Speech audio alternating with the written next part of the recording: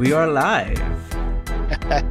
Hey, ladies and gentlemen, good morning, good afternoon, good evening. Welcome to the Blu-XPerience, another Thursday to remember. We are in the house, and as you guys can see already, we have an extra special guest today. So, we are about to get into it, man. Guys, we've been waiting for this one. Absolutely, we've been happy and looking forward to, and knew that we had this guest booked with us today. We're going to have Evan from Flight Sim Expo. And it's an event that we met at Me and Blue, and we'll talk about it a little bit. And now we get to go and meet again there and meet all the rest of you guys are going to be showing up to Flight Sim Expo today. And we have a lot to talk about on the show. So we're not even going to waste any time with the intros, but welcome aboard, guys. Glad to have you on the Blu-XPerience, another Thursday to remember. What's going on, Blue? How you been, man? I'm good. Definitely excited to welcome Evan onto the show today. Make sure you guys shout out Evan here.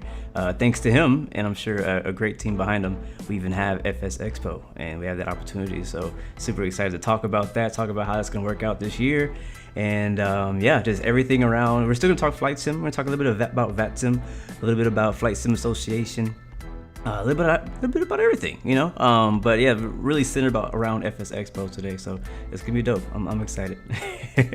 Ben, how you doing, man? Welcome aboard. I'm great. Thank you so much for having me. I'm excited as well. Absolutely, man. I love your background, by the way. I mean, you have an audience. This is Flight Sim Expo 2019 Orlando behind me. Wow. If you guys have a 4K screen and you zoom in close enough, you might find XP's bald head in the background. True. We were there, man. We were live in the house. I actually do remember that whole setup and the color and the ballroom. It was my first expo of any kind, period. And I tell you, I was not disappointed being in Flight Sim Expo. I mean, I was new in the Flight Sim community, like really new. I probably had like 20 subs on YouTube, just getting into flying. My computer was a potato. But yeah, seriously, but showing up there, and I have to tell you guys, the organization from start to finish when I went in 2019 was so good. You show up, you have to check in to the desk, you tell them your name, and you end up getting a swag bag, literally with I still drink out of my Aerosoft coffee mug to this day. This morning I used it. Sim Market, there you go, Aerosoft Sim Market, thank you, coffee mug. I still have my name tag that I hung around my neck, and a bunch of other things. As a matter of fact, on this iPad right here, I'm going to show you guys this Navigraph iPad stand. I have that. Exactly. I use it. It's here somewhere. You guys see me, exactly. So when you guys see me live stream, that's what the iPad is sitting on. So I'm just saying that to say that Flight Sim Expo, if you guys haven't actually gotten your ticket yet and considering it, you need to do it. You need to get yourself in this, because it's more than what you think it's going to be. Imagine what you think it's going to be, and it's going to be more than that. And Evan is here to talk about all that. We're here for the entire hour, and that's what we're going to be doing. So Evan, let me shut up and let you talk, man. How you doing, man? How's your day? I'm great. Yeah, this is my second one of these already today. I did one for YouTube earlier that's coming out at some point. So I'm ready to go. I'm all fired up. I'm ready to talk Expo. I think I have all my answers right now. Nice. So I should know what I'm talking about. For people who don't know, who the heck are you? My name is Evan. I think I've been around the Flight Sim community for about 20 years now, coming up on it most of that time as a virtual controller, either on Vatsim and in the precursor days to Vatsim FSX on GameSpy, if anyone remembers those wonderful days of like Juliana Pro ATC and stuff like that. That was good times. Throwback. So now Vatsim since 2015, part of the group at Boston. If you ever fly through the Boston Center airspace and you encounter a controller who sounds like they don't know what they're doing with a slight Canadian accent, that's me. So if you've ever heard, you've probably recognized it. And other than that, I've been involved since the beginning of Flight Sim Expo. Phil and I launched this show in 2018 in Vegas, did 2019 in Orlando, which we were just talking about. And then obviously last year we skipped a year. We were planning to be in Vegas when, of course, all of what has happened in the last 2 years happened. And now we're excited to be back in San Diego coming up in just over a month. We said about 43 days, I think we were talking about earlier. So it's getting close. Yeah. Yep. So tell me more about like how you actually got started into Flight Sim, and then how you ended up with like doing ATC, and what interested you in that. Yeah, all entirely by accident, and all I think before YouTube, or it may have been after YouTube, but certainly not when we had like live streaming. Before YouTube existed. do now. I don't think it. Well, what was YouTube? 2005 maybe. So it must have been after that. I wasn't that early, but it was like 2007, 8. So YouTube certainly wasn't like you can watch a content creator live streaming a flight. That was not a thing when I got started. And I don't really remember. I was I had done a couple of intro flights in a real airplane, and I just like flying was everything to me. I loved it. This was when I was in high school, and I remember I downloaded the trial version of FSX at the time, which was the first time I ever flew, and I had the trial version for like 3 months because my parents hadn't, I guess, bought for me the full version yet. Didn't have a yoke or a joystick. And you talk about your computer being a potato. I mean, this would have been like Windows XP, I think. So literally, like I would fly that. Remember, there were 2 missions, and one of them was the Juliana landing in the CRJ, I think it was, or maybe it was a business jet. Do you remember that? I don't. I didn't get a chance to do that one. I don't go that far back. So you had to it was like there were like 2 missions you could fly without paying for the thing, and one of them was like they put you on a 5-mile final at Juliana in this airplane, and you had to land, and it's like the short runway over the beach and all that stuff, right? And all I had was like a keyboard, and so I remember I must have done that thing like 100 times and crashed every single time. Like it was so bad, and the loading would take longer than the flight would, so it would be like crash, 10 minutes of loading, 3 minutes of flying, crash, 10 minutes of loading. Like it was it was great. And so like my parents must have bought me like the full copy of FSX like for Christmas. I knew like nothing. I mean, I think the first time I connected to like FSX's multiplayer, I went to some server and like I pressed the talk button. I'm like, hello, is anyone there? Like that was how I first communicated with ATC. I didn't know that you could use like the nav GPS switch. So I used to navigate by like the heading bug and following the little magenta line on the GPS. It was wonderful. But at least you knew how to like get somewhere. Like, Yeah, I figured it out eventually. Yeah. When I first started out, I just took off in a straight line, did a few like banks, and then landed in the field because I didn't know how to find an airport. That's all I did. Man. Yeah, I'm sure I did that too. I came on board at X-Plane 10, and that to me was awesome. Like the opening scene of X-Plane 10 with the stutters and the slideshow I thought it was supposed to be a video. It's a slideshow.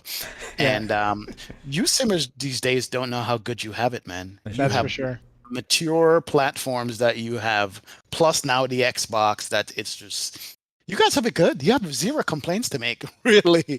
That's for sure. But listen to you describe that process of just flying and having the patience to wait until it reloads before you go fly again. Now, if my sim doesn't come up in like a minute, I'm pissed. And then I remember I would literally. Sorry, go ahead, Blue. No, go ahead. I was gonna say I would literally I would load a flight. Like I don't know, at like Toronto or something. I would go take a shower, like have dinner, and come back, and it'd be like 95%. Like that's what it was like. Now, if you had a decent computer, it wasn't like that, but that's what I had to deal with for a long time. It was awful. Wow. Yeah, I think we do have it good today. I was gonna say that you mentioned trying to do the Princess Juliana landing on a keyboard, and then today it's kind of like, there's people playing Flight Sim right now on keyboard, not as many as it used to be, but back then it was normal to play. Like, what is a joystick? Like you rarely had your hands on the joystick. Most people were playing keyboard and mouse in it. I remember trying to press the keys, and like if I pressed the aileron left key, it like ticked it down a notch, and you had to remember how many times you pressed the left, so that you could even it back out to the right. Wow. Yep. Wow. Absolutely. Same with the trim, everything. It was crazy. It's funny because I started with a Logitech 3D Pro. I finally went out and bought that thing. It was like $30, but it had everything on it. You could have your rudder pedals, a twist grip, it has a joystick, and you have the throttle on one side, and you had all the 8 or 10 buttons on it. And honest to guys, I hacked it so I could separate the throttle from the joystick. I cut the throttle section out, extended the wires. I soldered like a piece of wire across so I could have it on my right hand and left hand separately. Oh my God. And that's how I was flying. That's how I actually did a couple of my first streams until I finally said, you know what, this is crazy. I need to actually get some proper controls here. But it's funny. I'm bringing that up because with your Flight Sim Association, we were speaking a little bit earlier, and you were saying that, apart from FS Expo, Evan's a part of Flight Sim Association, and that is how new is Flight Sim Association, Evan? How new? We launched it in March. Launched it in March, and Evan can explain better than I can, but it's basically a way to help new simmers get into simming without spending $1 million. And go ahead, you can Exactly. explain better than me, Evan. So what I is mean, Flight Sim Association? yeah, you basically hit it. So if you go to FlightSimAssociation.com, you'll see the website right now. But that's exactly what it is. We know, I mean, I'm an airline pilot, but didn't get this far in my story because I take forever to say anything. But I'm an airline pilot. I totally grew up on Flight Sim. 100% Flight Sim is the reason I'm an airline pilot right now. And I thought to myself, when we look at how we as flight simmers got into it, like you just heard my story, we heard your stories. That's like everyone's story. We probably started with nothing or a very simple setup. We might have had a yoke or a joystick, and like that was it. And if you look at what material is out there for getting started in flight sim, if you go like the real world pilot route, so you go to some of the big associations that do real world flying stuff, a lot of the time what they're saying is you should go buy a panel and you should buy a GPS, and it's like a $5,000 or a $6,000 investment in some cases. And a lot of the time, that's what some pilots are thinking a flight sim has to look like. And hey, if you get there, like that's amazing, right? But most of us didn't actually start that way. Most of us actually started with a very simple setup and we built over time. So what we've tried to do with FlightSim Association is say you can certainly do that if you want, and here's some resources to get there. But if you just download a simulator, go to your local Walmart or electronics store, buy a joystick, and plug it in, like just do that as a Yeah. real big starting point. And maybe you want to get on Vatsim or Pilot Edge or something like that to really get the value of the simulator. But I'm trying to just say to people like you can certainly build and you can certainly grow, but let's not forget that a lot of us started at small times. So that's a big part of what FlightSim Association does if you're a new simmer. And then for folks who are established in the community like you guys, what we're trying to do is stuff like that big cross community panel we did back in July. We had over 1,200 people watching concurrently, which was awesome. And it wasn't watching us, it was watching through content creators. So what we're trying to do is say, look, a couple times a year, like 2 or 3 months at a time, let's bring everyone together and let's do a big, panel discussion. So we had 6 or 7 developers on video. We had a bunch more on the chat, and we just said, let's talk about what does the release of the Xbox mean for our sim community. This was like a couple of days before the sim launched, and we also got about 10 content creators. I see Sizzling Popcorn in here. He was helping us out with that, and we just said, like, you guys restream this thing, watch it with your viewers, and have a conversation. And so don't come on FSL. You can watch it on our website if you really wanted to. But the whole point was let's bring all of these like individual content communities together.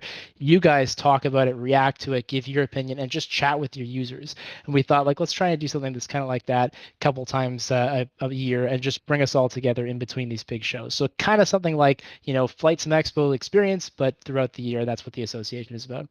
Gotcha. I Yeah. know that No, when you awesome. guys first launched, there was a little bit of controversy circling the launch of the site.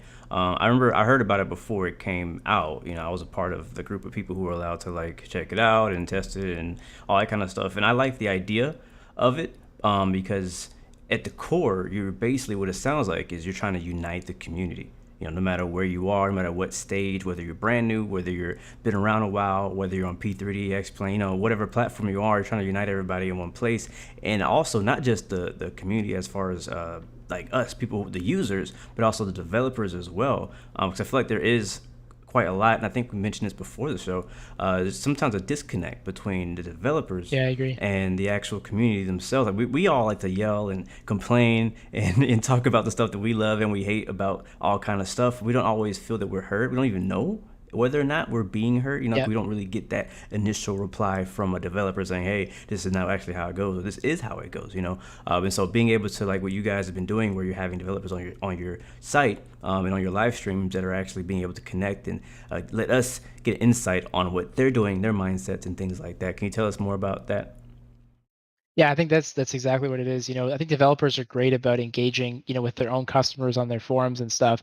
What I'm saying is let's bring that out of the forums and let's just have a conversation as a group. So we just did that thing with X-Plane a couple of days ago where they did a live presentation on the future of their sim from EA's AirVenture that we did on our YouTube channel and through the association. When was the last time you've ever seen X-Plane live stream anything? And how many people know what Austin Meyer looks like unless you've gone to his website, right? So I think it's really neat that he's there answering questions from the community. And yes, we can do this on a forum, but it's not the same. Like if you ever watched Austin on video, you can see how passionate and how excited he is about X-Plane. Yes. You don't get that if you just read a forum post or read a blog article. You have to see them to like really get the full experience. And so obviously the show, at Flight Sim Expo, you can get that. We sort of thought, okay, like how do we bring this, to pass in between the different shows when it isn't always possible to come together in person? And yeah, like let's get people like Aerosoft. I don't think Aerosoft had ever done a live stream before in their history until we did one with them. And they were saying like, wow, we can actually answer these questions in real time and have a conversation. Like this is really neat stuff.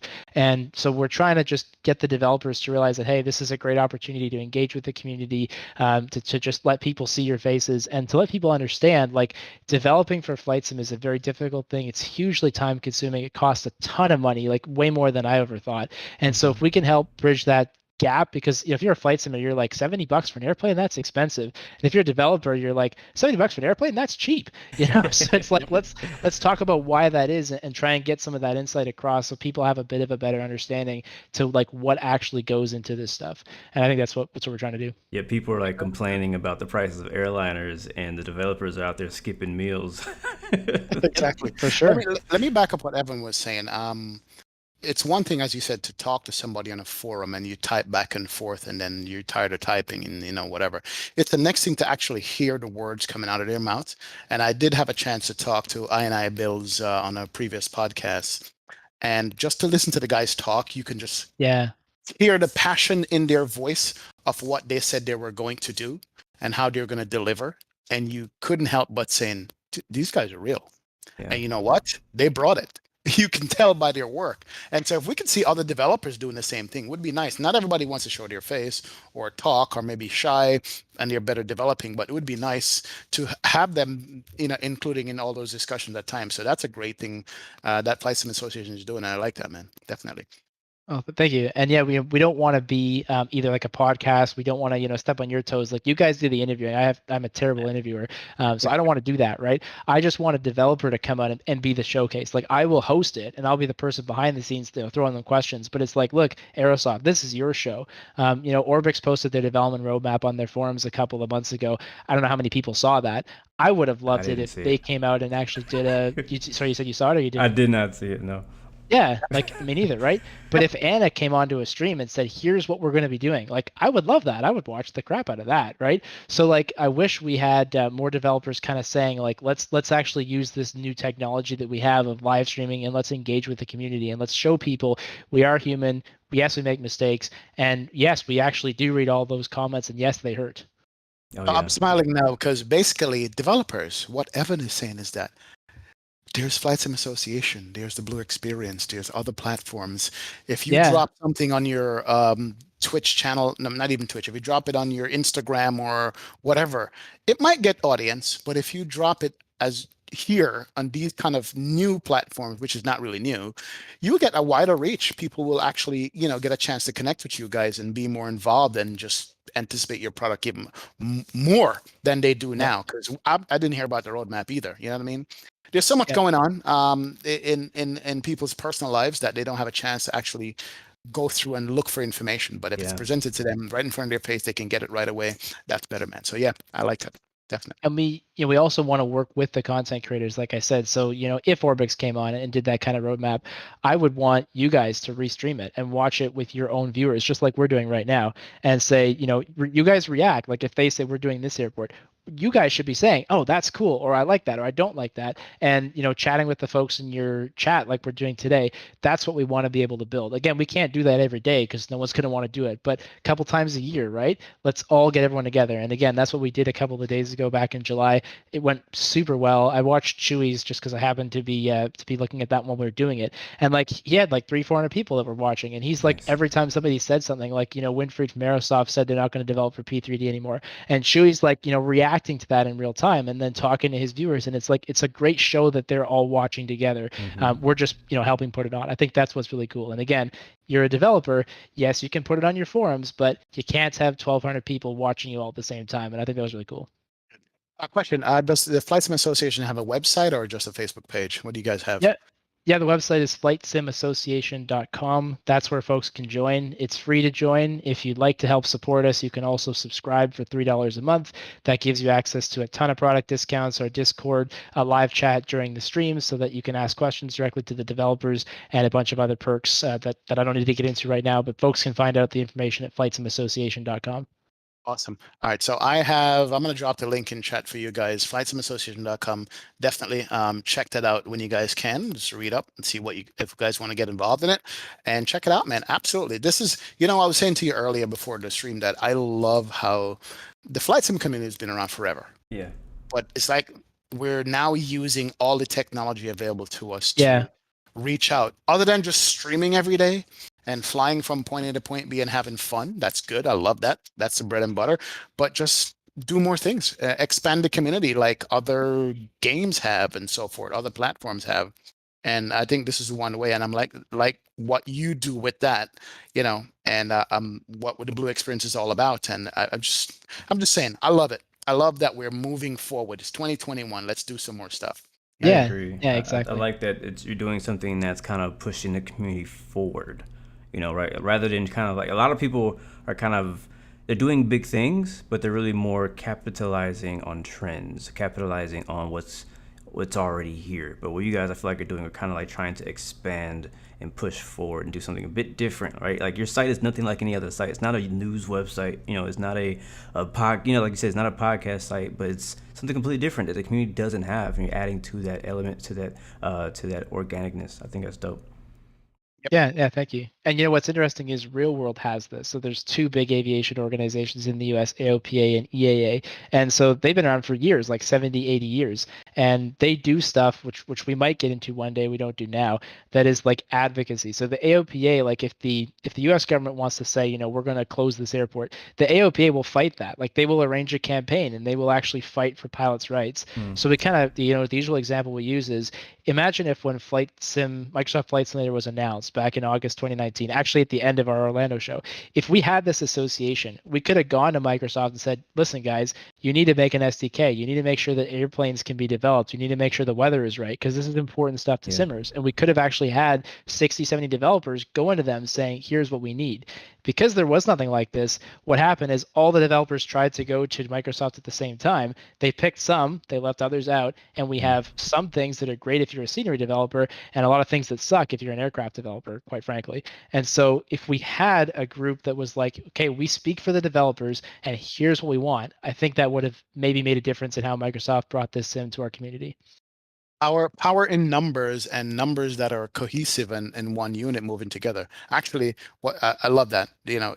Next time we should be prepared if any new platform or anything comes out that we can speak in one voice and say, all right, we love that, but here's what you guys need to have ready for us, and we'll help you with it. You know what I mean? That's pretty good. I heard you said you were a real world pilot, commercial pilot. Yeah, I'm an airline pilot. I fly the Embraer 175. Really? You fly the E-Jet? Did we make fun of E-Jet guys? No, it was the other E-Jet. But I mean, they're in the same category, so we could do this now. What did you say about Embraer pilots? What do I have to defend?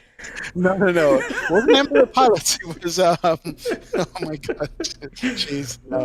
No, welcome, man. Actually, you know what? I didn't know that. I just picked up on that we were saying it. So, full time in it, still part time in it was wow. Yeah, I took a bit of a break for COVID. They are telling me I'm going back full time at the end of the month. We will see how that plays out, but I hope to go back to it. I mean, it's a ton of fun. Gives me a lot of time off to do stuff like this, which is nice. But I absolutely need an income, because FlightSim Expo does not pay any bills for anybody. So I love flying, would do it for free, but someone's got to pay for the food on the table. So it's currently the airlines.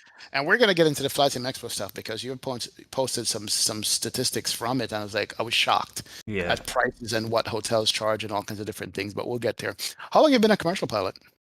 I got my ticket. When did I get my ticket? I wasn't prepared for that question, I guess. 20 2015, I think 2016, I got my commercial license. So I was, let's go back a couple of years. So I graduated college, was working in an office job, totally nothing to do with flying. But my office happened to look over a small airport. And so I was sitting at the office, like formatting PowerPoint slides, the most boring stuff that you can imagine. And I was watching airplanes take off and land. And of course, I had, Boston Virtual Air TCC and Vatsim going on every night. And it's just like, you know what? I've got to go for it. So I quit my job, moved across the country, got a commercial pilot's license. Everyone thought I was crazy, and they were probably right. But I don't regret a second of it. I flew Navajos and King Airs out on the west coast of Canada for about 2.5 years. It Wow. was the most fun I think I've ever had flying. We did gravel strips. We did Seattle International Airport, where we parked beside a 737 and a King Air. That was hilarious. All the rampies were like taking pictures, like, look at the cute little plane. And I'm like, hey, man, I fly that plane. Oh my God. We did that. Yeah, it I'm a was real just pilot. so much fun. I mean, like crazy cool stuff that I should not have been allowed to do as an early 20s-year-old. And then a couple of years ago, as of 2018, came back here to middle of the country, and now gone on with the airlines and fly the Embraer 175 across the border all the time. That is Awesome, man. really Awesome. cool. So you're, That you're is bringing super that dope. real world experience to the community and then some. And Yes, then yeah, exactly. And you're I'm bringing, living the truth of how Flight Sim can help, like, or hurt, I guess, depending on which way you want to look at it. But got my private because of it, got my commercial job because of it, continue to be involved in Flight Sim because of the impact that it's had on my life. So if this was all a good choice, then Flight Sim has done great things. And if I go bankrupt because I became a pilot, then I'm going to blame Flight Sim. oh boy. But it's funny because with all of that said, you also brought us Flight Sim Expo, the only one in the United States, Yep. as far as You're I right. know. I Are you mean, guys at all associated with the one in Europe, or is that a completely different thing? No, I mean we're good friends with them. So there's 4 Flight Sim shows that I know of, and someone in the chat, correct me if I'm wrong. There's one that happens in the UK, which I don't think is going to happen this year, but typically happens. There's one in the Netherlands. There's one in Australia, Hmm. and then there's us. And those are the only 4 that I know about. So we all talk because we're all good friends, and we're the only Flight Sim shows around. So we better at least know what each other are doing. Yeah. But we don't have any formal affiliation. It's run by the guys at Just Flight, actually, the one in the UK.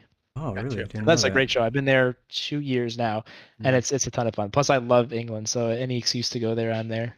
Exactly. I think I might So, go to the other one too whenever what it comes out. what made you decide to like start Flight Sim Expo?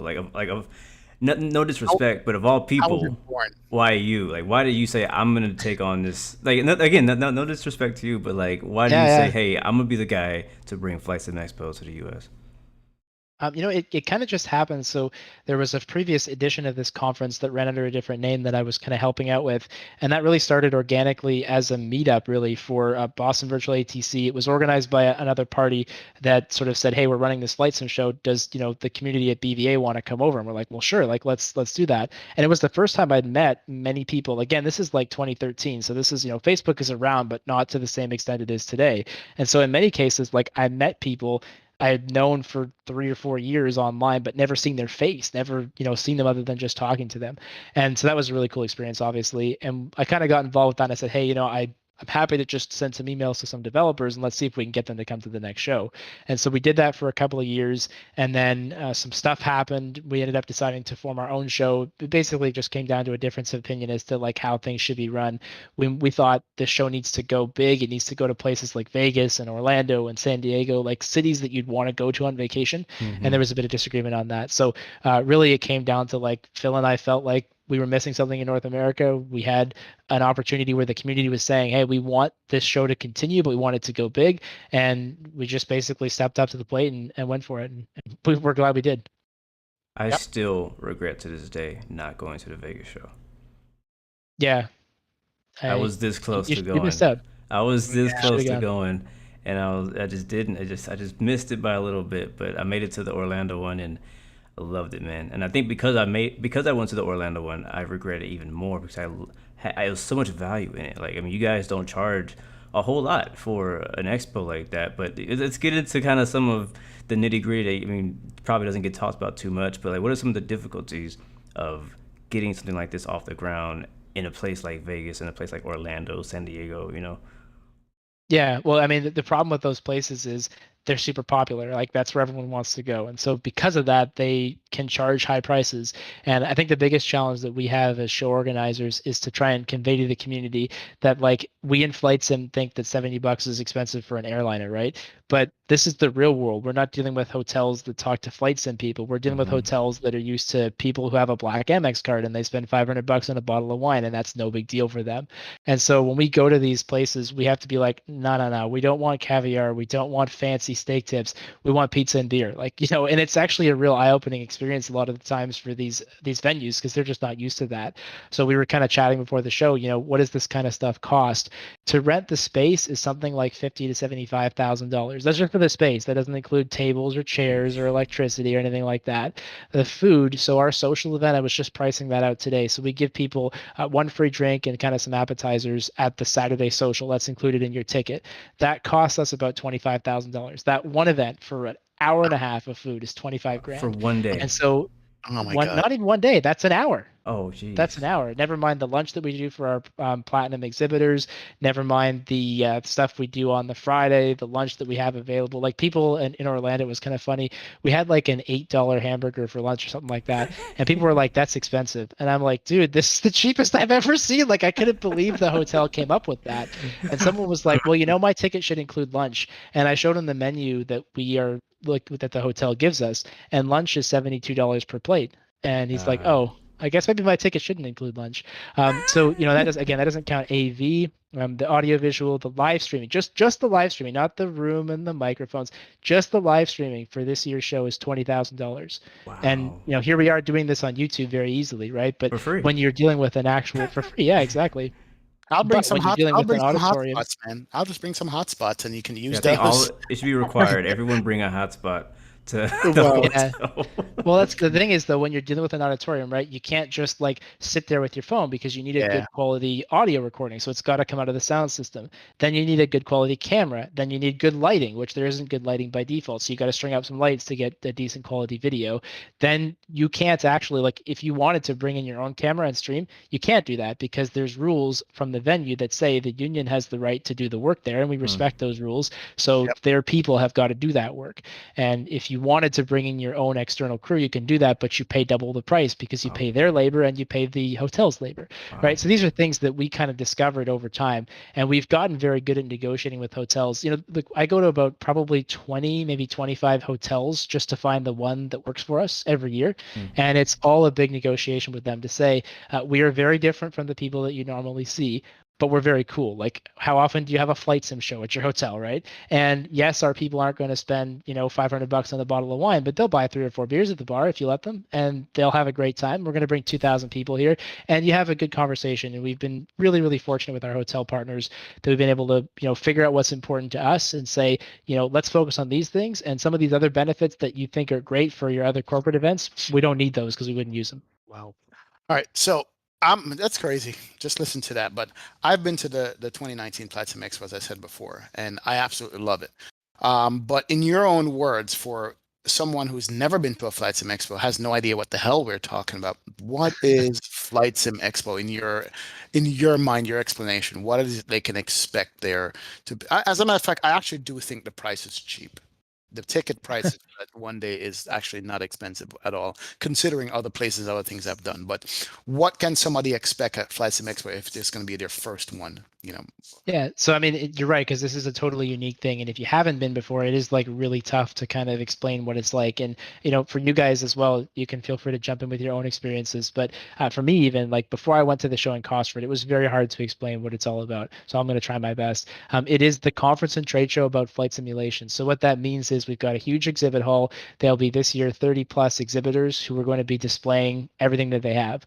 Most of them are hardware people, so you're going to be able to try out virtual reality, Thrustmaster products from Real Sim Gear, Flight Sim Build, and a whole bunch of hardware people. The brand new Turtle Beach stuff that's coming out, I think probably in a couple of days here for pre-orders very soon anyway.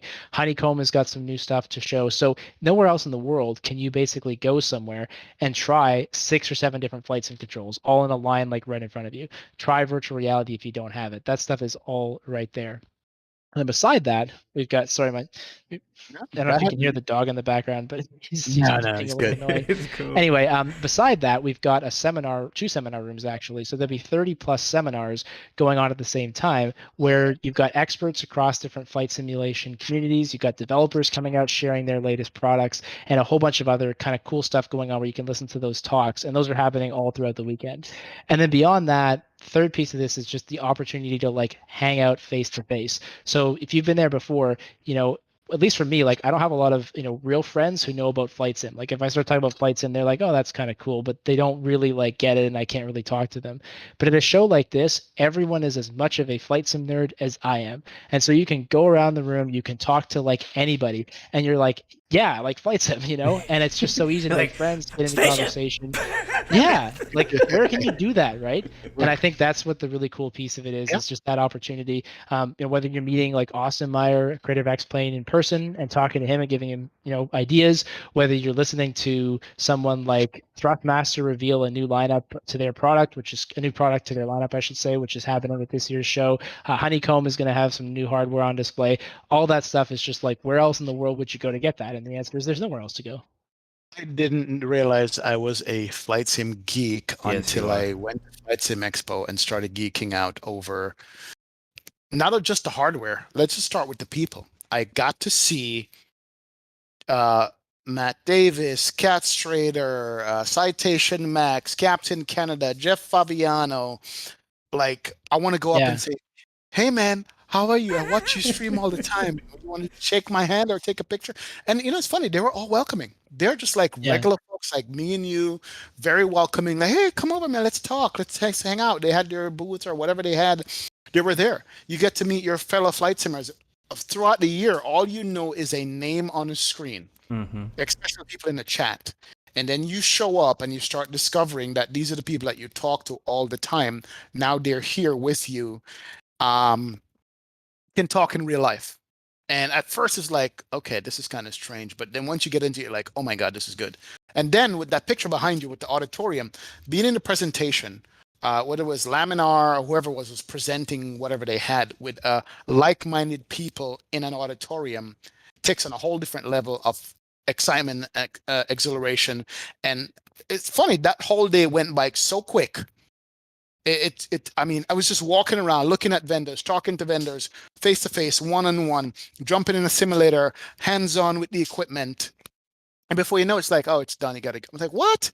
I need 5 more hours. I haven't even looked at lots of stuff to do. So that's what it's like if you guys haven't signed up yet, man. Trust me, consider doing it. Definitely, man. Blue, I mean, what was yours? I met you there. I mean, the same experience, but again, I've said this before. My probably my favorite part was meeting people in person. Just like Evan said, like in real life, I probably have one friend who like actually like, and I just made this friend recently, that is actually like into aviation and flight sim, and we geek out about it all the time. Whether we're watching it on TV, YouTube, we go drive by the airport slowly, Yeah. It's so it's super cool to be in a massive room full of people who all are just the same as you. I was just so easy to make a conversation with anybody. I would just sit in that auditorium right behind you, Evan, and just sit next to a random person and be like, so what do you fly? And Yeah. and he'd be like, yeah, man, I've been flying on Vatsim and this plane, this. And he'd be like, a lot of the people I met last time were actually P3D like people. Yeah. But we had just as good of conversations talking about their experiences. And I'm like, yeah, I'm on X plane, or at the time I was doing X plane. So it's just super dope. It's the people. I mean, yeah, it was great to see some of the bigger names as well. But just meeting just all kind of random people, getting my hands on a lot of the gear that I didn't have, getting to try a full Airbus cockpit that was on the show floor, which was crazy. They had a full motion sim as well by Red something, I can't remember their name. Redbird. It was super cool. It was super dope. And then also getting to meet like the developers face to face. Like you said, you don't understand Austin's passion, the maker of X Plane, until you see him like actually do it. His whole team is passionate. and it's amazing. The Yeah. same with a lot of the other developers are the same way too. So yeah, that's my favorite part was the human interaction portion of Flight Sim Expo last time. But again, the exhibits were amazing, and then seeing all the reveals and the roadmap talk, and even one of the things I really enjoyed too, because I was getting into making X-plane scenery. Freeware X-plane scenery back around the time I went to Flight Sim Expo 2019, and so Orbix actually did a seminar on how they made scenery, and I was like, this is freaking gold, because Yep. there's no tutorial. They don't have tutorials online to talking Yep. about that. I think they actually do now. I think the guy, I don't remember his name. One of the guys has them now. I found him later on, but you don't get that, you know. And I met a few people around there who made small little third party, you know, plugins and add-ons and things like that. And you know, you could talk to them. I talked to the guy who made the TBM, you know, and was talking to him. I mean, not that I'm gonna make a plane, but still, I was curious. You know, Yep. he was open for me to ask any question that I had about plane making and whatnot. So it's just cool, you know, being there and having that contact with those people and them being open to answer any question you have. So I thought that was really cool. And Yep. as of now, Flight Sim Expo is a go, is a green light. I'm all booked up, plane tickets, hotel tickets, rent a car, the whole nine. I know the world is crazy right now, Evan. I mean, uh, on your guys' end, I mean, what's going on? You know, with Yeah, I mean, you're right. So it's a matter a little bit of taking it day by day, but we are a go. I mean, we're excited to do it. We're planning to do it. We are obviously following and watching very carefully the various COVID numbers. We are obviously going to follow all the state guidelines, federal guidelines that come into play between now and the show. As of today, you know, if the show was to happen tomorrow, masks would be recommended. We're going to ask people to have vaccines, obviously, but that's not something we can enforce as a show organizer. So my hope is that people will do what they feel, you know, is comfortable for them and is safe for them. If the show was to happen today, we would say, yeah, good to go. Obviously, we're going to continue to listen to our developers, listen to the community. You know, as people email me, call me, as developers chat with me, we kind of have this conversation, and everyone's been saying, yeah, we're happy to keep this going. You know, most of the developers that are coming to the show, they just got back from Oshkosh, biggest air show in the world, so Mm-hmm. they're like on a big high right now, and they're like, yeah, man, like let's do it. And you know, we have a huge space. We have opportunity to space ourselves out. I think we're totally safe and totally fine to do this. But for those who don't feel comfortable, we're being totally flexible. So if you were planning to come, you change your mind, you get a full refund. The hotel is cancelable up to 48 hours in advance. And as Sizzling Popcorn, thank you for mentioning, we also have the online only registration this year. So if you decide that it's tough to make it to the show in person, it's not the same experience for sure. It's way better to be there. But if you can't be there, for $15, you get access to all the seminars that we just talked about. You get access to product discounts, to an app called Huva that lets you chat with all the attendees in person and virtual, and everything else that's going on at the show. So again, not the same experience, but you'd help us out quite a bit by supporting the show. $15 helps us deal with all those costs that I was mentioning earlier. And again, for 30 plus seminars, including how-to stuff, you know, the developer reveals are one thing, and they are certainly the most exciting. But like you say, we've also gone out and found just really cool people who are simmers, who may not have a YouTube channel and who may not have anything else, but they just want to share what they've got going on. So there's a pilot who's blind who's going to be coming in and talking about how Cool. she's able to fly a flight simulation airplane without being able to see. There's the Air Force coming in to talk about how real world fighter jet pilots, almost all of them in the US, use P3D to train before they get in the plane. Almost Wow. every single person, same version of P3D that we have. Wow. They have like they talk to the same developers too. Like they literally will get on TeamSpeak with Milviz and be like, "We need this from you." That's happening with the U.S. Air Force like today, and they're going to talk about that. The National Transportation Safety Board, which is the aircraft investigation service of the U.S. government that comes in when there's been an accident.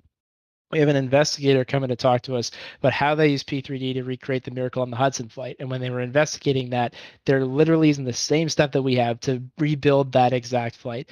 That stuff is all going to happen, and you have to obviously be there or register to the online only event to be able to see it. And like that stuff, where are you going to find that? Like it Oh, just doesn't exist. that sounds no. So amazing. Like I want to hear and see all that stuff. Like I'm, I'm gonna Oh be yeah, at every I'm single seminar. Like that's I'm reaching out to all the XP72 people. Just say, hey, even if you didn't plan to come to the Flight Sim Expo, you never even thought about doing the online experience, you should. yeah, 15 please. bucks, you know, in the scheme of things is not a lot considering the average scenery is 20 bucks, 25 bucks, the average plane is 80, 90 bucks. 15 bucks to make sure that your hobby continues and is funded and people come together and keep this thing going? Absolutely. I think you guys should, man.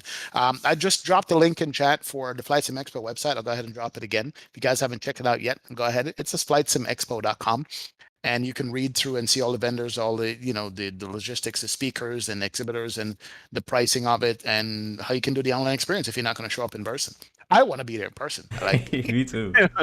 I want to be at Flight Sim Expo. Considering what I experienced at the very first one that I went to, I want to be there. You understand?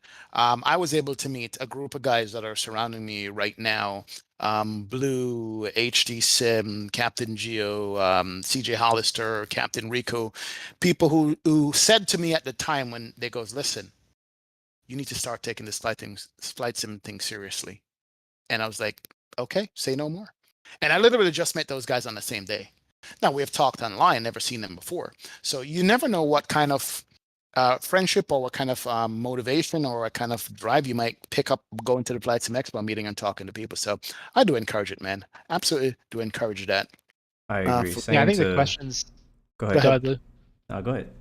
All right, I was going to say that. Well, questions. I mean, that's exactly what it's about. Like the Lockheed Martin team who make P3D are coming. They're going to do a Q&A. So like, if you want to ask, like literally, I hope someone asks them, what is the future of your platform? Because I think everyone has assumed that P3D is dead, and that is completely wrong in my opinion. Right.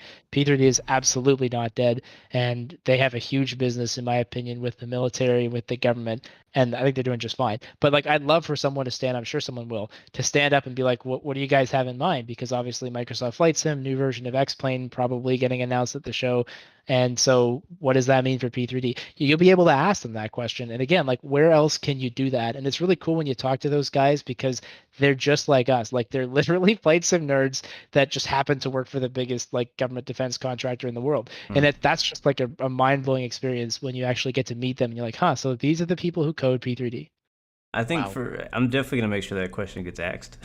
If nobody asks it, I'm gonna ask it because I want to know as well. I haven't played P3D. I don't have a P3D background, but I've seen it. I've seen great things about it.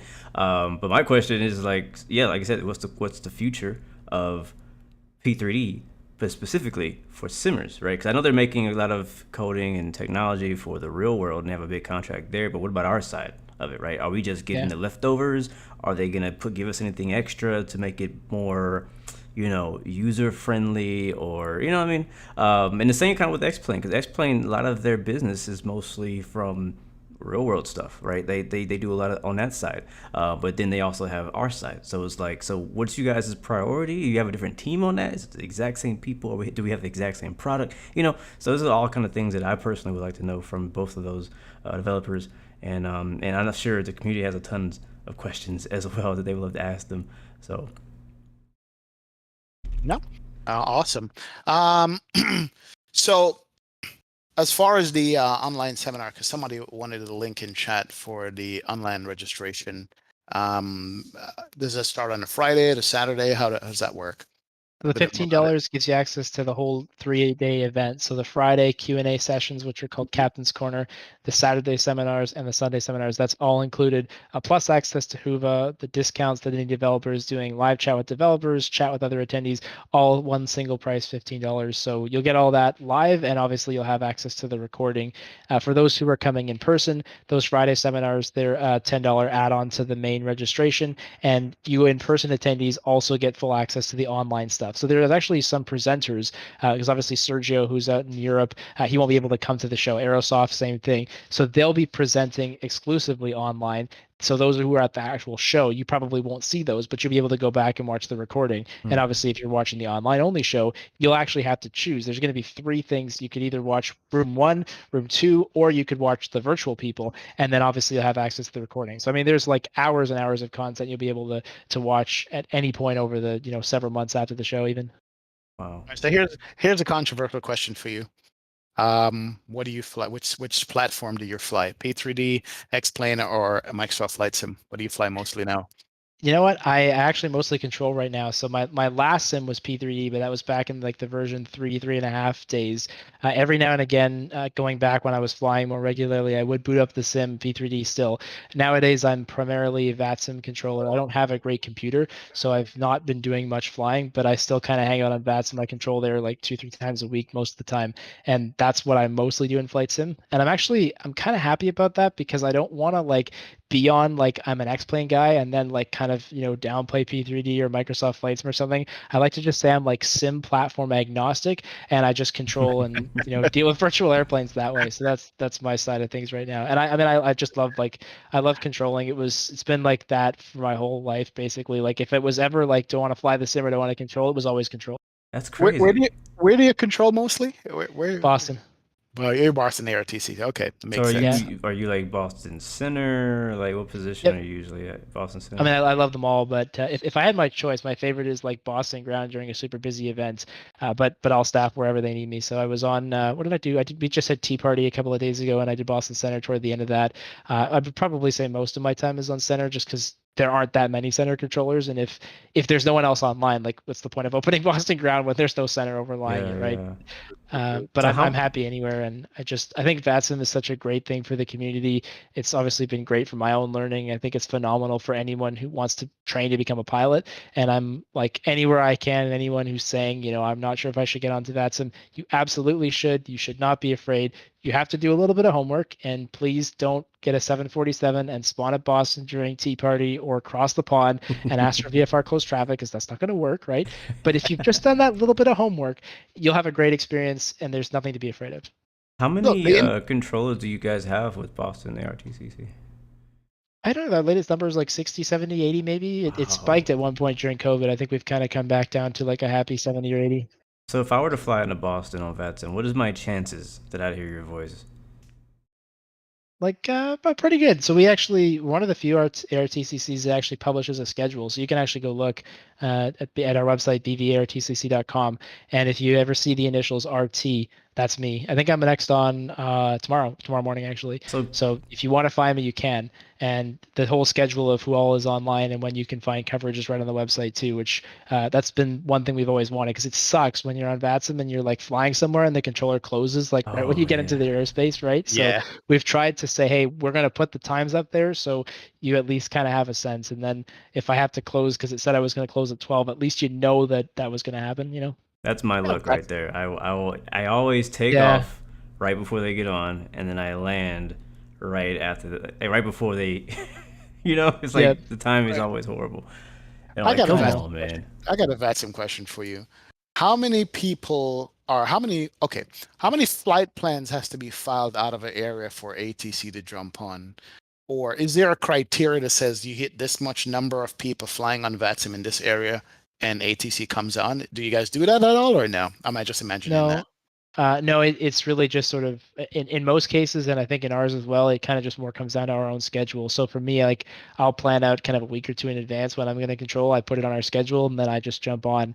Now, if we know something is happening, like if you reach out to us in advance and say, "Hey, I'm going to have a group flight, like leaving Boston at this time on this day," if you reach out to us 2, 3 weeks in advance, we will totally staff up for you, and we really appreciate that. Like it's actually the worst thing that people can do for us as virtual controllers is just like show up with 20 people because it's going to be bad for you Oh and it's boy. going to be bad for us. And I got to say, you Oh have a bit of a boy. reputation, XP, for doing that. Oh boy. And everyone knows it. Like I'm telling you, man, if I Oh look my god. and there's a whole line of people on VATSIM, and I'll be like, what is going on with that line of people? Someone's like, oh, XP72 is streaming. And I'm like, oh yeah, okay. So you have a bit of a reputation for doing Oh that. my God. But you know what? That's okay because it's allowed. The network allows it, and if you guys are having fun, that's great. It's not on purpose. It's just like, it's my fault in the sense that I don't plan like 4 days in advance. It's Yeah, literally 24 hours is usually the time I kind of do to say, The conga because, line. okay, the Congo line, right? I try to keep my simming fun. And part of the fun is not trying to plan stuff in advance. It's sitting down going, I haven't yeah, flown this airport. I haven't flown this airplane. Let's jump on this place and fly out of there. And then thank you to my audience. They just jump on and go, yeah, we're flying too. And before you know yeah. it, there's like 20 people. Like crap. No, I can't get out of Boston in the 35 minutes I wanted to. It's an hour and a half because there's like 10 people ahead of me, but it's fine. You know what I mean? And I Well, do and that's appreciate, let me just say, I do appreciate Vatsim and all you guys do. That's all I fly on, and I love it. You Yeah, have, no, I mean, then that's I was just say that's the challenge, right? Is like you guys all show up, and again, it's not your fault. Like I think that's wonderful that you want to do that, but then from our perspective as controllers, right? I might be the only person there working Boston Center, so I've got everything at Boston, but I've also got 10 other major airports in my airspace and about another 40 small airports that may have stuff going on. And all of a sudden, I start to see 10 or 15 people on the ground at Boston. I'm like, oh no. And it's bad. I feel bad for you guys because you're all asking me for clearance, but I've got other people in the airspace who are also wanting my attention.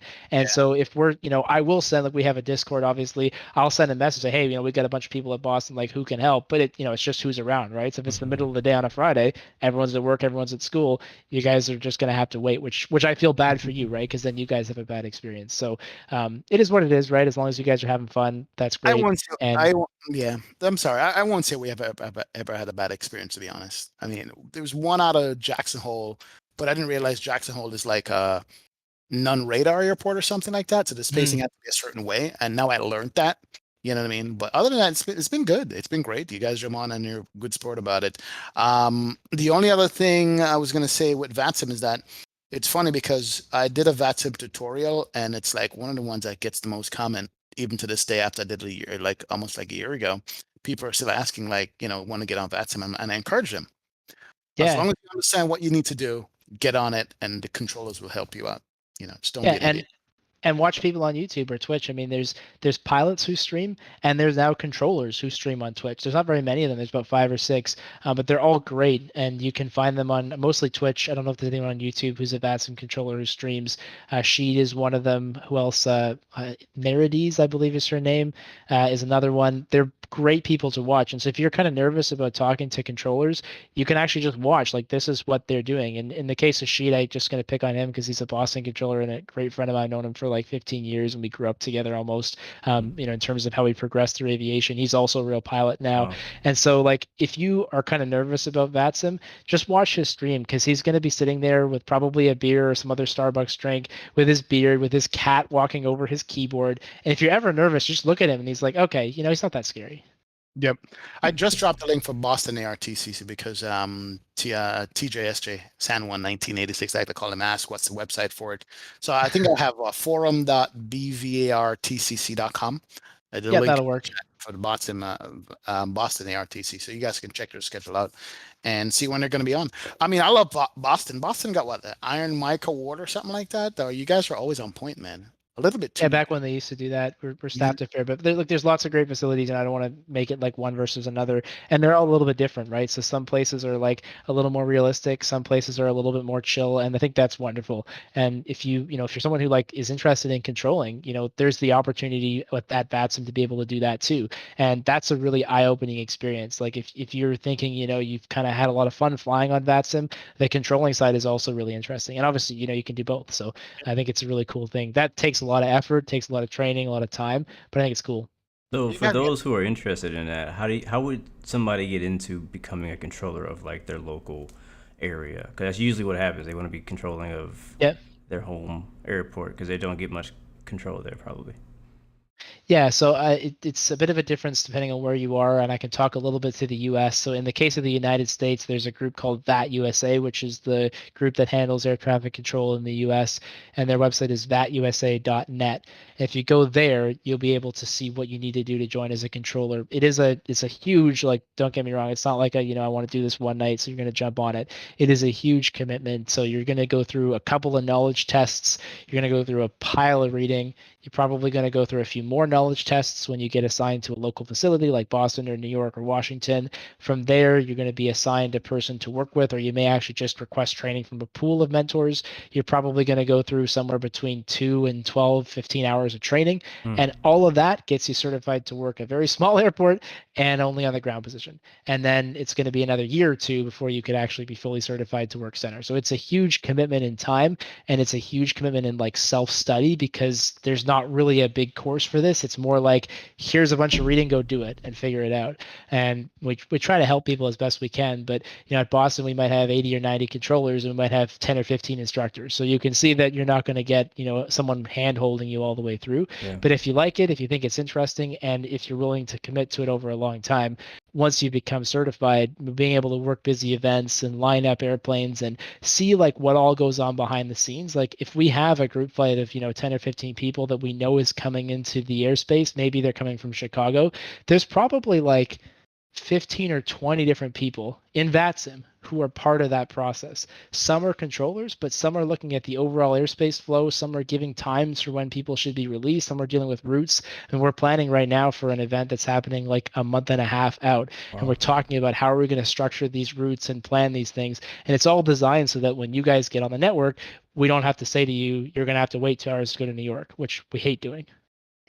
Wow. I got a question. I'm just like blown away. Like I had no idea all that was Yep. going on behind my back. Yeah. That's crazy. I got a question from chat. V1 Sim wanted to know, have you ever considered a real life ATC? He said he had a buddy of his who used to fly and then went to air traffic control. Have you ever considered that? Yeah, I've thought about it a few times over the years. I think, for me as a pilot, I don't mind staying up all night because at least I get to go somewhere. I don't know that I'd like to have a night shift to center and then end up having to drive home in my car at the end of the night. So I don't know if it's for me in real life. I think it's really cool we get to do on Vatsim because we can do like different positions at different airports and different times, and you kind of can do it whenever you want.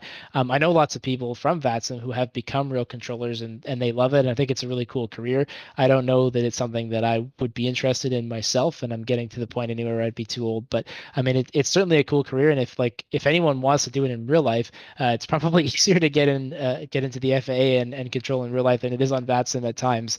And that's a really cool career that you don't need any experience for. So you can actually apply like right on the FAA's website and become a controller if you want.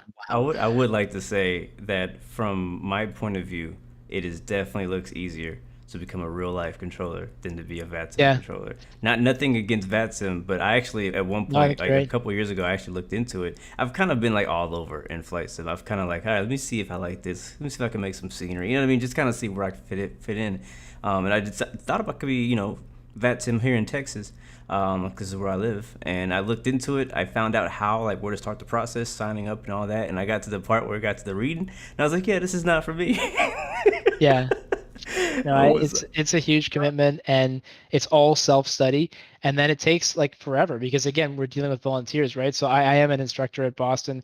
If a student gets assigned to me, it's probably a month and a half of like training, and we're going to do probably 6 or 7 sessions. Each is going to take an hour and a half. So like already there's about 10 hours of like dedicated training time, and I'm expecting that student is going to go to their own reading, do their own research, and be ready for every single session. So it is a big commitment because there's a lot to learn, and you as a pilot, right? If you come on the network and a controller just says to you, yeah, clear for takeoff and nothing else, like you're gonna be like, hey, what the heck? What's going on here, right? So you demand a high quality of experience, and therefore we demand a lot from our controllers as well. I asked in the chat if they would fast track you if you have talent.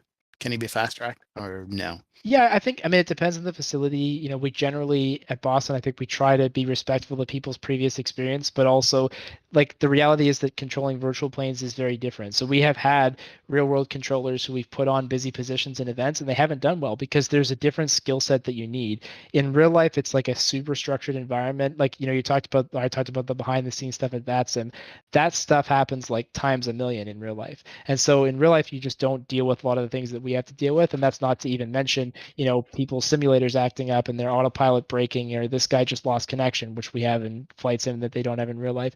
So I think we will respect that previous experience, at least from Boston's perspective, and we'll try to make sure that it doesn't take forever. Like, we're not going to make you jump through hoops you don't have to jump through, but there will be some learning there. Other facilities may do things differently. And again, this is just the US, right? There's Canada, there's Mexico, there's parts of Europe have their own different rules. So everywhere is a little bit different. And depending where you want to control, the process is going to be a little different. I know the UK, it's like you have to win the lottery to become a controller there at times, I've heard. And then there's facilities in the US where you can actually just join them and be controlling the next day because they're short on people or they happen to have a lot of instructors available. So it just depends a bit on the individual player. The next question was, is Vatsim, would you consider Vatsim a good springboard to the real world thing or no? Well, it worked for me. There you Ah, go. okay. There you go. Yeah, Yes, There the you answer, go. I mean, guys. I, That's your I think answer. I think it's great. Brain You're a spotter, pilot, that's your answer. Oh, I got a great flying question flight in sim. chat. Why did you choose Boston instead of Canada? Yeah, that is a good question, actually. I actually, it was just sort of by pure happenstance. This goes back to my FSX Beyond Games by days. Sorry, the dog is barking again.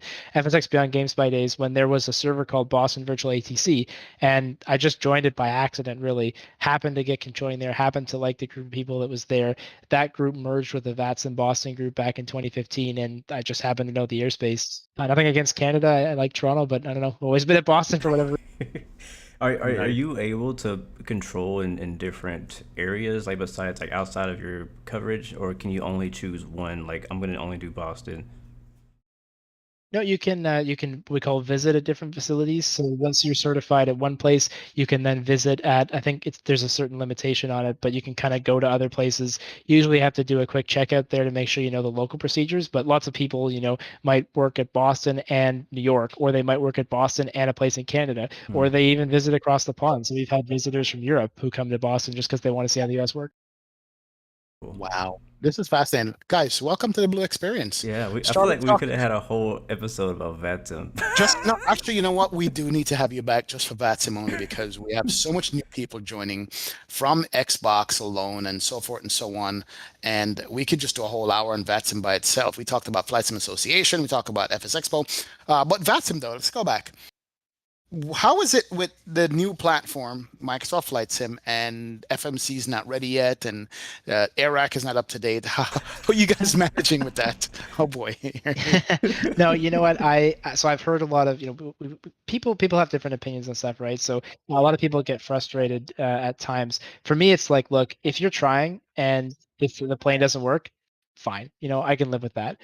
So that's okay. That's just life, right? And I realize that the sim doesn't work perfectly with FMCs and with different runway transitions. So for me, like if I see somebody on Microsoft Flight Sim and I see them going the wrong way, I just give them a heading and it's no big deal. Some people may be a little more frustrated than others by that kind of thing, but that's just life. It has been difficult to deal with at times, but what's not difficult is just how much more traffic there's been, how much more excitement that there's been. And, we already see a lot of VFR stuff at Boston, a lot of people going to non-towered airports and things like that, but that just got exacerbated by Microsoft Flight Sim. It's been really fun. Like when it first came out, I remember working and there were more VFR planes not talking to me because they were all flying over their house or flying along the roads and stuff. That's really cool stuff, and that you didn't really see as often before. So I think anything that rises the tide and gets more people involved in the community, I think that's great. Do you want Xbox on Vatsim? No. Oh, that is Said it here, wow. guys. There it That's it. is. Okay, we're done. That's a wrap. Thank you guys for coming to the Blu-XPerience. We discussed that last week, because the message that Vatsim dropped on us, and you know, um, as similar, what's going to happen? Is there pros? Is it cons to it? But coming from a controller, that's something else. You know what I mean? You're just thinking, what doesn't you're just not going to be ready for what's required to fly on the network. Well, I mean, you need to be able to talk to ATC, which I guess you can do in some cases, but not everyone would have a headset. And you also need to be able to do things like program an FMS and be able to fly the airplane effectively. And I'm just not sure the Xbox is the right platform for that. And I worry a little bit that, if you are somebody who maybe is on Xbox and you've tried Microsoft Flight Simulators multiplayer, you might be thinking, well, that's what Vatsim is like. And it's not, right? Vatsim is a little bit more serious than that. There are rules. You got to talk to your traffic control, all those things. So I just worry that, people may not quite have that full understanding. Hey, if people on the Xbox can fly airplanes the way they can on desktop, if they can program SIDS and stars, if they're going to do that, if they can successfully take off and land and fly headings and hold altitudes and navigate, if they can do that on Xbox, then fine. Then welcome them on the network. I'm just not sure that like the Xbox platform allows for that. What do you guys think? What's your opinion on that? Mine was pretty much, the Xbox has brought in a new group of simmers, which is great. And a lot of them, I think, well, not a lot of them, but some of them are going to see what we do on the PC side and want to come over and continue. But yeah, as you said, the Xbox is just not ready to those things. So bringing them on would just be confusion and just a headache for you guys. We want as much people on the network as possible. You understand? I don't know if you guys would be ready for it as far as staffing is concerned, but we would love well, you know what? Do I love more traffic? No, I think my traffic is fine. I like knowledgeable traffic, right? Yeah, People who want to learn yes. and want to play. That's what I want. But honestly, Right. if you're not like if you don't want to, if you're not really invested in it, it doesn't matter what platform you use, right? But if you're not invested in the concept of like I want to fly the airplane properly, then it really doesn't work very well because unfortunately there are a few of those people and they just ruin the experience for everybody else. I don't think they're mostly doing it on purpose. Like the people who are doing it on purpose, we just ban them, so that's fine. But the people who are just there, like they don't really take it seriously because they think it's a game. Those people unfortunately just have a negative experience than everyone else because they're the people you have to vector 4 times for the approach, and now there's a lineup and now people are holding because this one person doesn't really want to play. Hmm. So those people are very challenging. I'm not saying they're Xbox people, but there may be, if you're a casual person and you like to just fly the simulator, there's lots of places for that. I don't think Vatsim is the right place for it. So I wouldn't say it's all about numbers. Again, I don't speak for Vatsim. I should just be clear. I'm not authorized to speak for Vatsim or Vat USA. I'm just giving my own opinion as a simmer. But that's what it is. I just don't know that if you're someone who's on Xbox and you fit that stereotype, you're probably going to be very happy in Microsoft Flight Simulator multiplayer, and that is awesome for you. And if you find a place that you like, great. Whether it's Vatsim or not, doesn't bother me. But isn't there I wouldn't say strict, but a kind of an onboarding process to get on the VATSIM now? Starting off with when Microsoft, I noticed it when Microsoft Flight Simulator came out. Yeah. That not, I was gonna say you guys, but again, you don't represent VATSIM as a whole. But VATSIM started a process where you have to like sign up and do like a test and all these different things, even get approved to get on VATSIM, which should help filter out some of those people who just want to hop on and troll or just hop on and just fly around on their house. Like I thought that would kind of help the issue. So with Xbox, just ignoring the whole technical issue side of it, wouldn't that help even with the Xbox users as well? Yeah, I haven't seen the actual exam because I'm already a member, so I haven't seen the questions. But yes, you would think that would. And there is, you mentioned the technical limitation. Like as far as I know, you can't run the programs that connect you to VATSIM on the Xbox. And I don't think anyone is going to be coding anything anytime soon that allows for that. So that is a huge hurdle. But yeah, I mean, I think that may help a little bit. So again, I don't really that my point wasn't like necessarily around Xbox versus PC. It was more just like general maturity of Mhm. person. But conceptually, I don't know. Like, I mean, even if someone wants to take it seriously, does an Xbox controller like actually give you enough control? And I guess there's headsets. I mean, I don't know. It may be possible. It's hard to envision, and maybe that's just because it's different. Yeah, yeah. What do you guys prefer, IFR traffic or VFR traffic? I like them both. I love what we get at Boston is really fun. It's a mix. Actually, that's my favorite is when we get like a real good push of IFR airplanes, and then we have like a Cessna 172, and you're like, well, this guy can do 70 knots on final, and the jets can go 180, and how the heck do I deal with this? So we're fortunate we have this virtual island called Cape Air Virtual, which is totally a real thing. They fly Cessna 402s in and out of Boston all the time, Yeah, I've and seen so them. there's these really cool procedures where they'll like fly an ILS to one runway and break it off and circle to land at another runway in certain weather conditions. And we do that stuff. And Wow. that's what's really fun for me is like when you get all these mix of different aircraft types. And so, yeah, there's like the jetliners and they're a lot of fun to deal with. Then you got to deal with a slow guy and put him in the middle of it. That's the fun challenge for us as controllers. Yeah, I Wow. saw Cape Bears. I seen them when I was in Boston in real life, and I was like, huh. It's like you see, this is a big international airport, just like any other airport, like Hmm. Heathrow, whatever. Our airliners everywhere, and have this little section of the airport, which is a bunch of little Cessnas or whatever you call those Yeah. things. It's Yeah. pretty cool. And then you see them taxi. They do this, they're on the same runways as everybody else, Yep. so it's really interesting. As far as real world flying, I had a question here in chat. It says, ask Evan what airlines look out for when hiring pilots, since you're a real world pilot. By the way, guys, if you're just joining me, Evan is also a real world pilot of the ERJ. ERJ. And yeah, we haven't even gotten into that yet. But airlines look out for anything specifically when you're hiring pilots? I mean, You'd have to ask them. I don't know. I think honestly, my like joking answer is that we are so short on pilots right now that they look for a pulse, and that's basically it. And a license, I guess you probably need that too. Wow. I mean, I'm sure there's things that help beyond anything else, but I do think we're very fortunate as pilots right now that we have a lot of choice in where we go because the airlines are short on people. And I really don't think I could speak intelligently to like what airlines look for when they're hiring. I don't want to give any false information. So I'm just gonna say that we're in a very good spot when it comes to the pilot shortage. And if anyone's thinking about the career as a pilot, like I started when I was in my 20s, it's probably not too late for you either, even with the pandemic. So how are you enjoying the ERJ? What version of the ERJ did you fly? And what aircraft do you have your eye on if you want to go to something else? I fly the Embraer 175. The company I work for has that, or a CRJ, or the Dash, the Dash 8Q, so the Q400. So I think either the CRJ or the ERJ would be a lot of fun at this particular company. Longer term, I think anything narrow body is kind of interesting. So whether it's the 7.3 Max or the Airbus or anything like that, anything narrow body with like, a lot of up and down takeoffs and landings. I think I'm more interested in that than like the big wide body stuff. But I like the Embraer. I think it's an interesting mix of Boeing and Airbus. I like the weird handlebar yoke. It kind of fits for me. It makes sense when you like if you sit in front of it and you do this, you get why they designed it that way because that's where your knees go, and it kind of makes good sense. And it's got its quirks like any airplane, but the ones that we flew had a pretty advanced avionics package with like a proper VNAV, which the CRJ doesn't have, so any VNAV, and I quite liked it. So you're saying the handlebars come naturally? How quick? How quick does the It didn't handlebars come didn't take naturally? me didn't even think about it. It was like totally fine. Wow, jeez. Because I Yeah. look at those things going, what? Okay, it's They good to look know. weird, but it really like again when you sit there and you can turn the yoke and you see like your leg fits perfectly where the handlebar goes and you're like, oh, that's why they did that. And I came off of again King Airs and Navajos, which just had a standard yoke. It really didn't bother me. Like it was just kind of felt natural. Even with the the thumb trim switch up and down. Yeah. Yeah, it's good. Yeah. Now Good. again, I haven't flown a Boeing. I haven't flown an Airbus, so I can't speak to Right. how those, No, operate awesome. or how those would feel. Awesome. But the Embraer, I'm pretty happy with. Like I hear a lot of the complaints from Boeing guys about the small cockpit and the fact that there's no space for anything. And I'm grateful that even on a regional jet, we don't have that problem.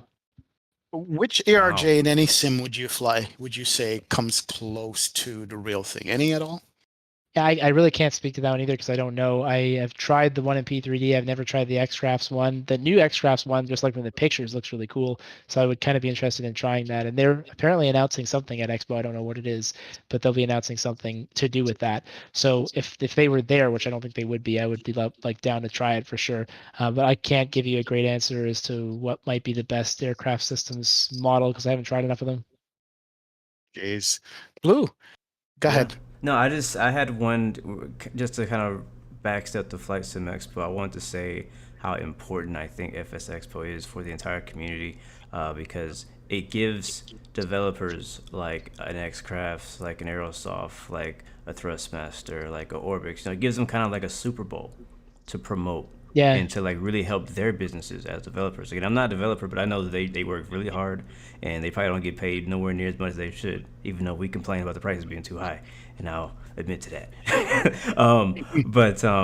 But it gives them like an avenue, you know what I mean? Because other than that, throughout the year, they're like doing their own pushes of advertising and hoping that people get excited about their release coming out. But whenever it comes to an expo or an actual physical event, they can actually use that event, the hype around that event, to also hype up their own business, show different sides of the business, be more transparent. You know what I mean? Like we talked about. So I just think that Flight Sim Expo and events like this are super important for the community to have, so that we can kind of like all kind of rally behind around something. You know what I mean? It's kind of like every sport has like a team, and they get excited when they have a game or when they're doing good. So it's good to have like that physical thing to rally behind as a community.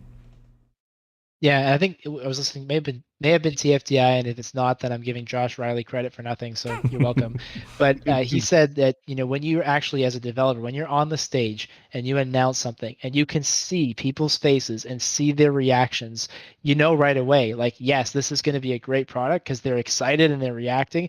Or you can watch their faces and go, "Uh-oh, we did something wrong," and you don't get that any other way, right? It's not the same reading comments on a Facebook post or reading messages on a forum board. You can't go anywhere and just like watch people's eyes light up as you press that button the way that the guys who made GSX FS Dream Team, the way that they did that at our show in 2018. And Robert Randazzo and PMDG launched that global flight operations product, which was really, really fun at Flight Sim Expo 2018.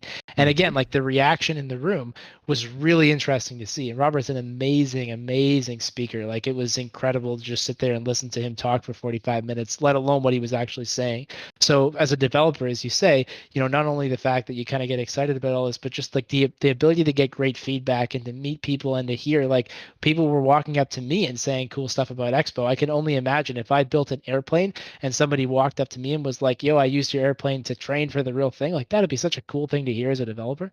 Yeah, I agree. Oh, wow, wow. Blue, we got lucky today. We Yeah. had we have the trifecta: FS Expo, Flight Sim Association, Simulation Association, Vatsim. Actually, no, quad factor, real world pilot. Man, we got to bring you. Yeah, like We have to everything. back on again. This is good, man. This is great. Absolutely. I have definitely appreciate the explain video that you did, or the interview with Austin Meyer and those guys. If you guys haven't seen that, you need to watch it as well. Is that on the website, the FlightSim Association website? Yeah, it's under recorded webinars. That's probably the best place to watch it because we put in a bunch of chapters, so you can actually just skip to where you want to go. It's Right. also on the X-Plane YouTube channel if you can see it there as well. That came together. We're very lucky that came together because they did it live from Oshkosh, and the internet there is not good in the best of times because they have like 100,000 people in like an airport.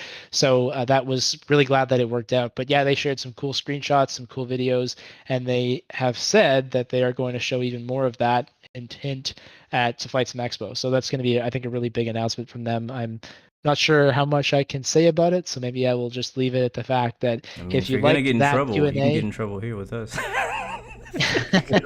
Yeah. I'll just say that if you like that Q&A, you're going to like the one at FlightSim Expo as well. There you Beautiful, go. Well, beautiful. ladies and gentlemen, people, this is it. Flight Sim Expo 2021. Blue Games is going to be there. XP is going to be there, and of course, Evan, of course, is going to be there very early since Thursday. You're going to be there Thursday, Friday, Saturday.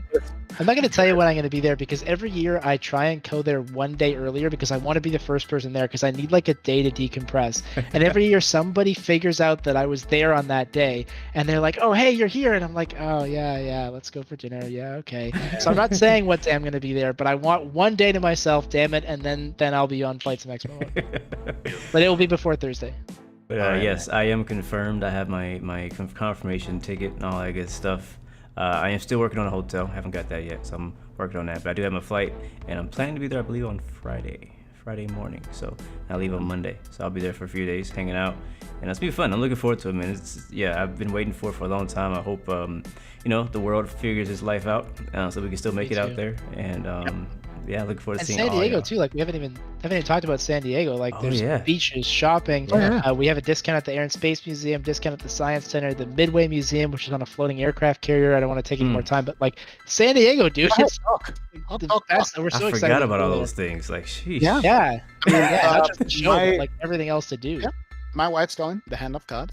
And it's also a vacation for me too. So we're getting Friday, the show whole day Saturday, Sunday we have hanging out, Monday we're hanging out. We're gonna, I'm glad you said that. So we get a discount at the museum, the flight museum, which is right on Yeah, the flight which path. is awesome. I went there a couple of years ago. It's great. Have to do that. Have to do that. I've never been there. So so don't just make it about the show, guys. If you're planning on coming, there's still time. 40, how many days left? It's 43, 44. Yeah, it's You getting can't close. fly- Yeah, exactly. You can't fly international anyway right now in most places. So let's go to San Diego. It's international. right? Absolutely. Yeah. Absolutely. Good, let's do it, man. Let's get FlightSim Expo off the ground. Let's show the world that hey, despite what's going on, craziness, we can still have fun. We can still get together and meet and continue to live our lives. Yeah. I agree. Absolutely, Well, absolutely. Evan, thanks for coming, man. Thanks for sharing with us and chilling with us. Yeah. And, I mean, I have so much more respect for you now. I mean, I respected you Aw. before. Oh, I yeah. did, but it's like I didn't realize that you were a real pilot. I didn't realize all these things in your background. So it's I learned a lot. So I think that the audience probably feels the same. I'm sure. Good. But Thank it's you, an honor man. to have you with us today, man. You're like famous. And, You know? it's been not at all. No, it's been a lot of fun to be here with you guys. I'm constantly in awe of all you content creators, the way you put yourselves out there, the amount of stuff you do for the community. That video that you did for us on FlightSim Association, which if you guys haven't seen it, go to the head tracking and VR page of FlightSim Association. You'll see Blue's beautiful face. You did it just like it was like 3 minutes of absolute gold Yeah, on head baby. tracking, which is such an important thing. Like track IR, and you did like 3 or 4 different things. It was like beautiful, just Thank you, beautiful. thank So you. people should watch that. I'm just so grateful for you guys helping us spread the word. We absolutely could not do without you. So thank you, and thank you for having me. And I hope I could be entertaining at least a little bit for a few minutes. Thank you. Awesome. Meet you in person in 40-something days, man. Thank you so much. You got for it. that. Appreciate it. Well, anyways, guys, got XP. Yep. Evan. We are out. Have a great weekend. We didn't even talk about drinks, but it's all good. And we will see you guys. We haven't even talked about what we're doing for the weekend, but you guys will figure it out. We're online. Evan, thank you so much. Have a great Pleasure. And Definitely. remember, you guys have 3 choices: give up, give in, get all you got. Peace, love, and God bless you. We see you guys next time. Next video. We out. Peace.